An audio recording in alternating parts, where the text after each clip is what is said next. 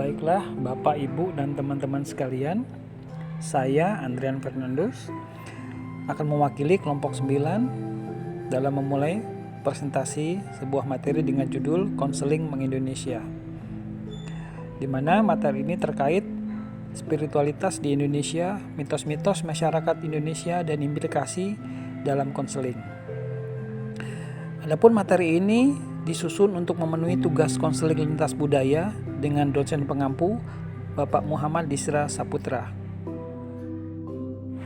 Sebelum memasuki pemaparan materi, izinkan saya untuk memperkenalkan anggota kelompok 9. Yang pertama adalah Andrian Fernandus Nahan, saya sendiri, kemudian Ruri Anggraini, berikutnya Fadilatul Umroh, kemudian Yudian, terdapat pula Danisya Primasari, lalu Muhammad Ridwan Asmi, dan Akmarini, serta Aisyah Aulia. Sebagai pemapar materi pertama, akan kami serahkan kepada Fadilatul Umroh. Silakan. Baik, saya akan menjelaskan tentang spiritualitas masyarakat Indonesia. Di Indonesia, kata spiritual ini mempunyai arti yang lebih luas lagi, yaitu segala sesuatu yang berhubungan dengan hal-hal yang bersifat gaib, tidak empiris, terutama berupa makhluk-makhluk halus. Tetapi Tuhan atau Sang Pencipta itu tidak termasuk di dalamnya. Oleh karena itu, makna kata spiritualitas juga sangat berbeda. Di Indonesia sendiri, spiritualitas itu biasanya diartikan sebagai tingkat keyakinan, kemampuan, atau praktik seseorang yang berkenaan dengan hal-hal yang bersifat gaib, terutama makhluk gaib. Atau dengan kata lain, spiritualitas itu suatu suku bangsa, masyarakat, atau komunitas juga berbeda-beda, dan ini disebabkan oleh berbagai faktor.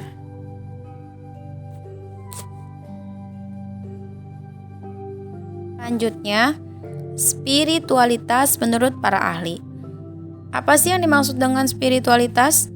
Jadi di sini menurut ahli, spiritualitas itu menurut Aman 2013, spiritual dalam pengertian luas merupakan hal yang berhubungan dengan spirit. Spirit adalah kekuatan yang tidak terlihat yang memberikan nafas bagi kehidupan kita, yang menghidupkan kita dan memberikan kita energi. Spiritual dapat merupakan ekspresi dari kehidupan yang dipersepsikan lebih tinggi, lebih kompleks, atau lebih terintegrasi dalam pandangan hidup seseorang, dan lebih daripada hal yang bersifat indrawi. Selanjutnya, spiritualitas juga merupakan dimensi yang berbeda dari perbedaan individu. Sebagai dimensi yang berbeda, spiritualitas membuka pintu untuk memperluas pemahaman kita tentang motivasi manusia dan tujuan kita sebagai makhluk mengejar dan berusaha untuk memuaskan diri. Kita tidak harus menjadi terlalu antusias tentang kemampuan spiritualitas untuk memberikan jawaban akhir untuk pertanyaan kami tentang kondisi manusia. Menurut Pittman 2001. Baik, di sini saya akan melanjutkan untuk pembahasan bentuk spiritualitas masyarakat Indonesia. Spiritualitas yang tinggi dari bangsa Indonesia dapat dilihat dalam banyak hal. Di antaranya adalah yang pertama, pada umumnya orang Indonesia masih percaya bahkan menyukai hal-hal yang bersifat gaib dan ingin sekali mengetahui keadaan dunia gaib tersebut. Ini terlihat misalnya pada beberapa acara televisi yang berhubungan dengan dunia makhluk gaib dengan dunia lain. Demikian juga dengan tema film layar lebar maupun konten di media sosial.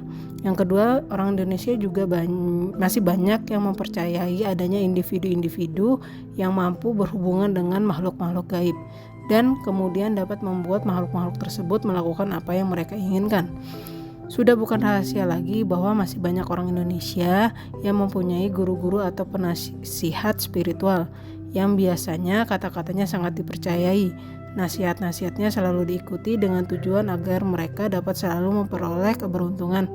Entah itu usaha dagang yang lancar, kedudukan yang langgeng, ketenaran yang semakin bertambah, dan lain sebagainya. Kemudian yang ketiga, orang Indonesia juga masih banyak yang melakukan ziarah kubur. tidak dengan maksud untuk mendoakan yang telah meninggal, tetapi mendapatkan pertolongan dari roh-roh tersebut. Pada malam-malam tertentu, mereka mengunjungi makam-makam tertentu dengan maksud untuk mendapatkan ketentraman, terutama dalam kehidupan di dunia, baik itu yang berhubungan dengan harta, kedudukan, ketenaran, dan sebagainya. Yang keempat, orang Indonesia juga masih banyak yang biasa melakukan tirakat atau laku prihatin, yang diharapkan dengan laku prihatin ini entah dengan berpuasa, berjaga, atau melakukan semedis malam suntuk, berendam di sumber air tertentu, dan sebagainya. Mereka akan mendapatkan imbalan dari alam gaib, entah siapapun yang dimaksud, berupa kehidupan duniawi yang lebih baik atau seperti yang telah diperoleh. Dengan laku tersebut, mereka yakin bahwa dari dunia spiritual, alam gaib akan ada kekuatan-kekuatan tertentu yang kemudian akan dapat memberikan pengaruh yang menguntungkan terhadap kehidupan mereka. Baik, slide selanjutnya akan dilanjutkan oleh Saudara Aisyah. Terima kasih. Baik, selanjutnya ada penguatan tauhid dalam spiritualitas masyarakat Indonesia. Yang pertama adalah bahwa masyarakat Indonesia menganut pandangan bahwa Tuhan, Allah itu ada dan Maha Esa. Tuhan tersebut juga Maha Pencipta, Maha Bijaksana, Maha Kuasa, Maha dalam segala yang bersifat baik, tanpa anggapan akan adanya Tuhan yang Maha Pencipta ini, yang berkuasa terhadap kehidupan manusia. Solusi spiritual berupa ketauhidan tidak akan ada artinya. Yang kedua, Tuhan yang Maha Pencipta ini tidak dapat diduakan dengan yang lain-lain. Tindakan penduaan atau menyekutukan Tuhan bertentangan dengan pandangan kemahaan Tuhan itu sendiri. Oleh karena itu, unsur-unsur spiritual lainnya tidak perlu diperhatikan lagi. Perhatian utama cukup dan harus diberikan pada sumber dari segala spiritualitas, yaitu Tuhan atau Allah itu sendiri. Yang ketiga, ketauhid dan yang kuat akan menghasilkan ketunggalan spiritual, yaitu spiritualitas yang memfokus pada sumber spiritualitas yang satu, sehingga energi manusia dapat dipusatkan sepenuhnya pada upaya untuk memuliakan sang spirit atau roh dari segala roh. Hanya dengan tauhid yang kokoh, inilah proses adaptasi yang cepat dan tepat, yang membawa selamat di dunia dan di akhirat dapat terwujud. Slide selanjutnya yaitu tentang mitos-mitos masyarakat Indonesia. Nah, di sini ada pengertian dari mitos. Mitos atau myth adalah cerita prosa rakyat yang ditokohi oleh para dewa atau makhluk setengah dewa yang terjadi di dunia lain atau kahyangan pada masa lampau dan dianggap benar-benar terjadi oleh yang mempunyai cerita atau penganutnya. Mitos juga disebut mitologi, yang kadang diartikan mitologi adalah cerita rakyat yang dianggap benar-benar terjadi dan bertaliran dengan terjadinya tempat, alam semesta, para dewa, adat istiadat, dan konsep dongeng suci. Baik, selanjutnya saya akan membacakan tentang contoh-contoh mitos. Yang A, cerita pemindahan Gunung Suci Mahameru di India oleh para dewa ke Gunung Semeru yang dianggap suci oleh orang Jawa dan Bali. Lalu yang B, cerita Nyai Roro Kidul atau Ratu Pantai Selatan, cerita Jakatarup, dan cerita Dewi Nawangwulan. Sampai kini masih ada beberapa mitos yang masih dipercaya oleh masyarakat Jawa dan dianggap sebagai pertanda tertentu, seperti kupu-kupu masuk rumah artinya akan datang tamu. Lalu burung gagak di atas rumah artinya ada penghuni rumah yang akan jatuh sakit atau meninggal dunia.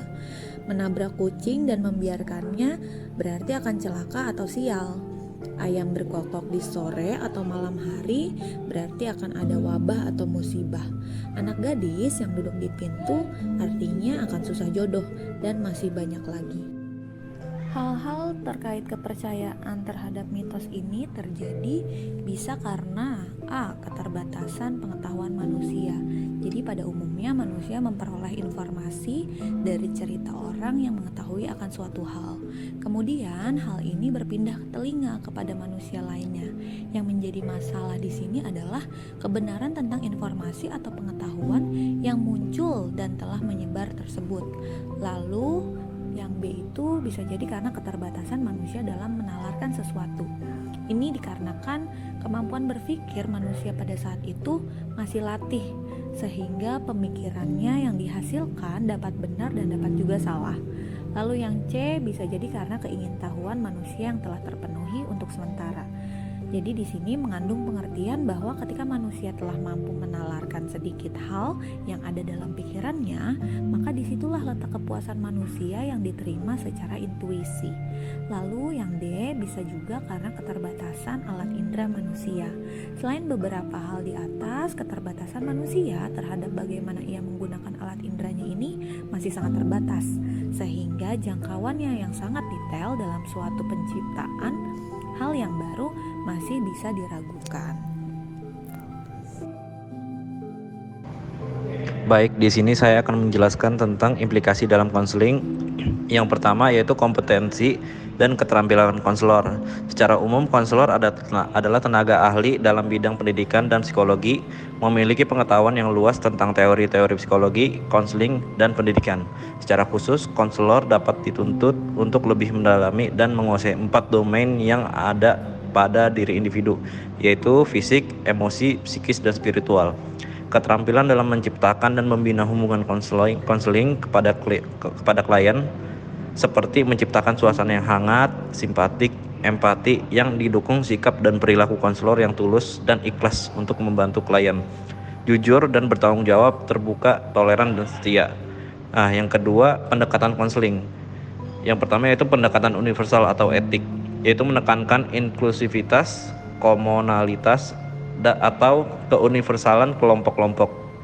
Yang kedua, pendekatan emik atau kekhusyuan budaya, yaitu menyoroti karakteristik khas dari populasi-populasi spesifik dan kebutuhan konseling khusus bagi mereka.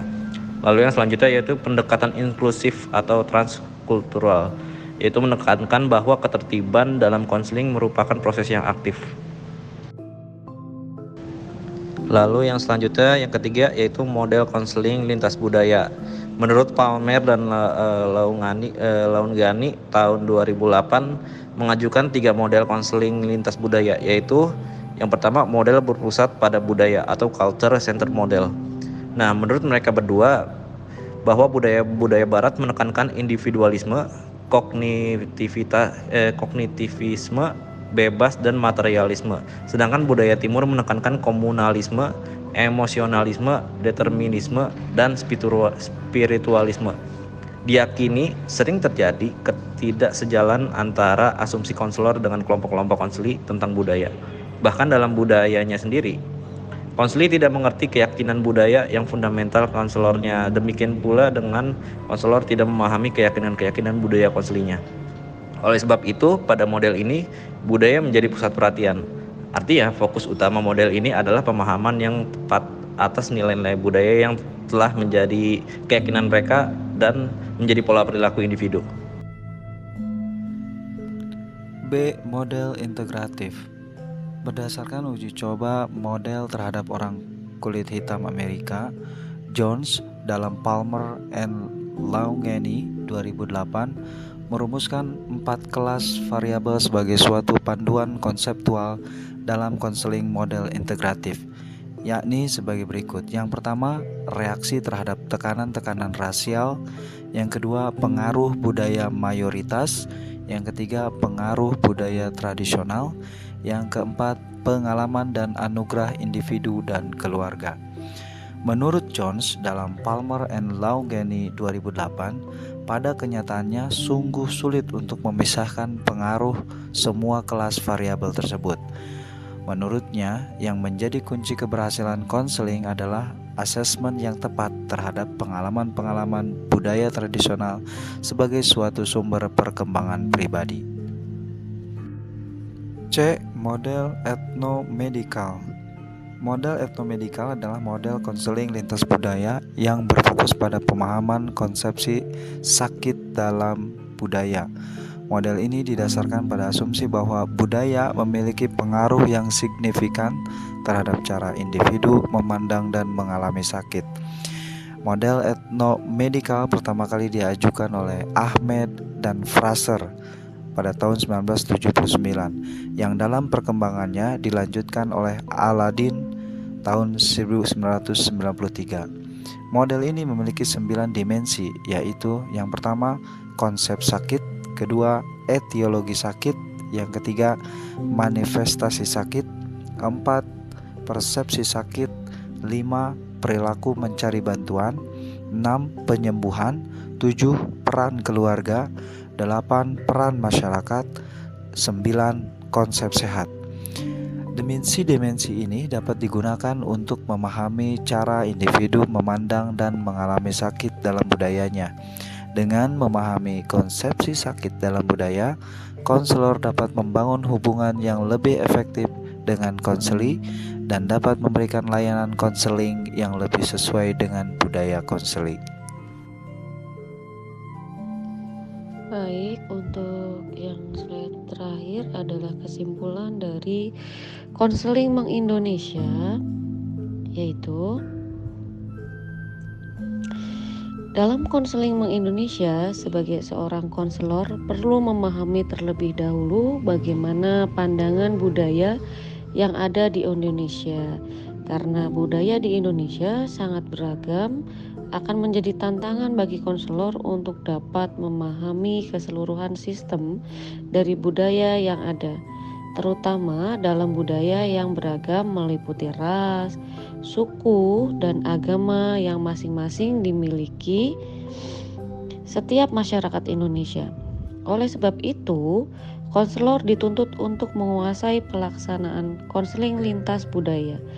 Konselor harus mengetahui nilai-nilai yang ada agar dapat mengarahkan konseli yang memiliki latar belakang budaya yang berbeda secara baik dan tetap dapat melaksanakan layanan konseling sampai masalah yang dialami oleh konseli dapat terselesaikan dengan baik dan menjadi pribadi yang baik sesuai dengan norma-norma yang ada.